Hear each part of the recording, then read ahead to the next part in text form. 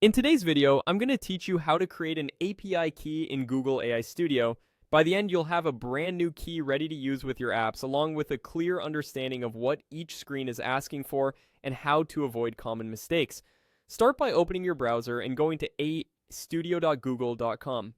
If you're not already signed in, use your Google account to log in so you can access the dashboard. You should land on the main workspace where you can explore models and tools. We're heading straight to the place where keys are managed. Look toward the bottom left corner of the interface and click Get API Key. This takes you to the API Key Management area, which is where you'll create and organize keys for different projects or environments. Keeping keys organized here will save you headaches later when you need to rotate or disable one. Now, in the API Keys page, go to the top right and click Create API Key. This opens a dialog that asks for a few details. The first field is the name.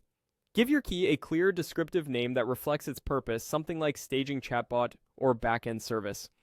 Good naming helps you recognize the key at a glance, especially if your team manages several keys across multiple projects. Next, you'll be asked to choose an imported project.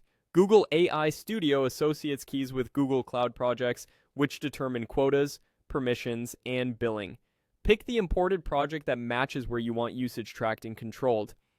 If you collaborate with a team, make sure you select the shared project they use, not a personal one. If you don't see the project you expect, it likely hasn't been imported into AI Studio yet.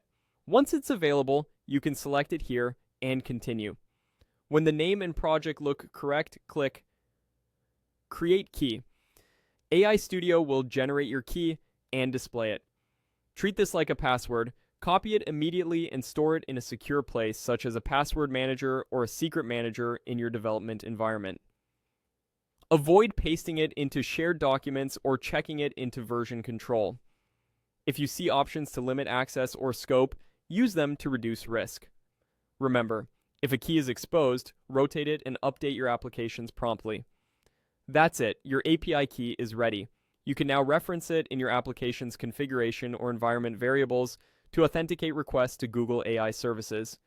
Thanks for watching, and happy building.